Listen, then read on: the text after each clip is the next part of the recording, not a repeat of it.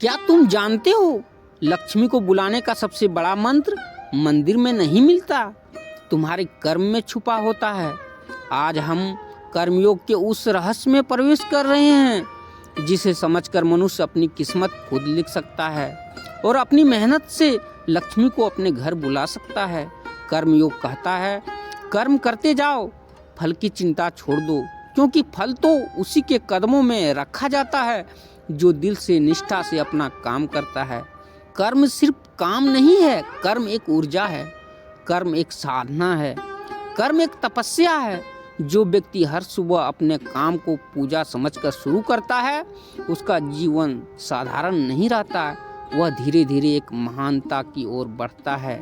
कर्मयोग कहता है, तुम कर्म को पवित्र कर दो, फल पवित्र हो जाएगा।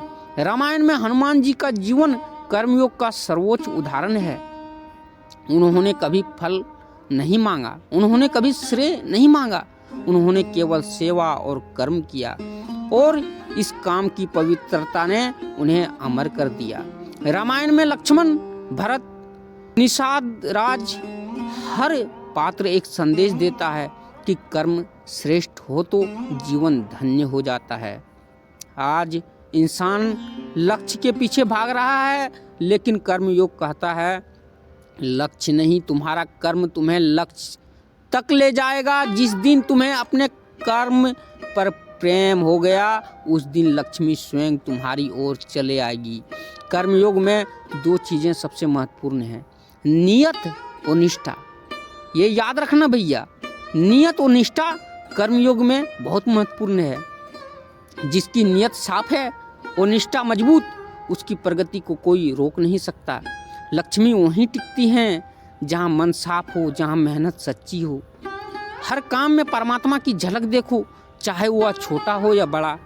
किसी को पानी पिलाना भी कर्म है, किसी को मुस्कुराहट देना भी कर्म है, अपने परिवार का भरण पोषण करना भी कर्म है और अपनी जिम्मेदारी निभाना भी एक कर्म है। कर्म कभी छोटा बड़ा नहीं होता, मन छोटा बड़ा होता है।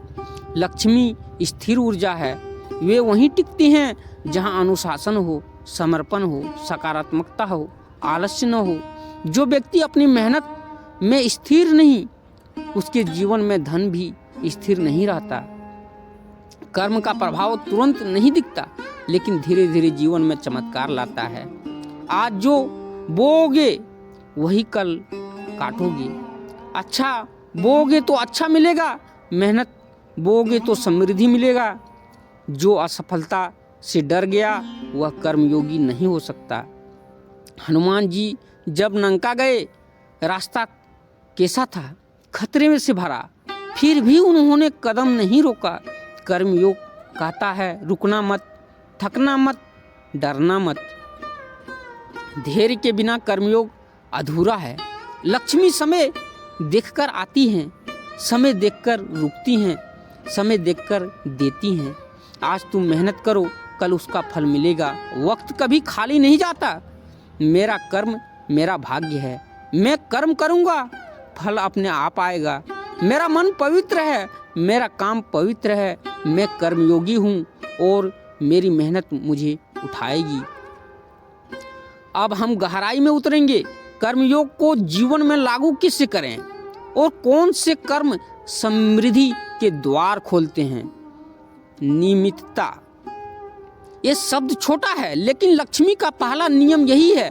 जो व्यक्ति अपने काम में नियमित, अनुशासित और समय पालक हैं, उसके जीवन में स्थिर धन आता है। कर्मयोग कहता है, अचानक की मेहनत नहीं, रोज की थोड़ी सी मेहनत जीवन बदलती है। मन बड़े बड़े कर्मों में रोक देता है, मन आलस देता है, मन डर देता है, मन भ्रम में डालता है। लेकिन जो व्यक्ति अपने मन को साथी बना लेता है, वह कर्मयोग का सच्चा मार्ग पकड़ लेता है। मन को जीतने के उपाय, सुबह जल्दी उठो, 5 मिनट मौन बैठो, दिन का लक्ष्य तय करो और काम शुरू करो बिना बहाने के। जो बहानों को त्याग देता है, उसे लक्ष्मी से मिलना आसान हो जाता है। कर्म पवित्र तभी होता है जब नियत साफ हो, ईमानदारी हो और किसी को दुख पहुंचाने का भाव न हो। ईश्वर ऐसे कर्म को ही आशीर्वाद देते हैं जो किसी के लिए प्रकाश बन जाए। लक्ष्मी आ तो जाती है पर ठहरती है उसी के यहाँ जिसका हृदय स्वच्छ हो। सेवा एक अत्यंत शक्तिशाली कर्म है। सेवा न केवल पुण्य देती है बल्कि अकल्पनीय समृद्धि का द्वार खोल देती है। एक ऐसा द्वार जिसको कल्पना नहीं किया जा सकता है। सेवा इतना महत्वपूर्ण कर्म है। रामायण में भरत की सेवा, श्याम जी की सेवा और हनुमान जी की सेवा, इन सभी ने उन्हें अद्भुत आशीर्वाद दिया। जो सेवा करता है उसके घर में लक्ष्मी की कृपा स्थिर रहती है। धन अगर आ जाए तो जाता नहीं है। स्थिरता का मतलब है परिस्थितियां कैसी भी हों काम न छोड़ना। कभी समय कठिन न होता है, कभी मन अशांत होता है, कभी रास्ता अस्पष्ट नहीं होता, लेकिन जो रुकता नहीं उसी के जीवन में बड़ी जीतें आती हैं।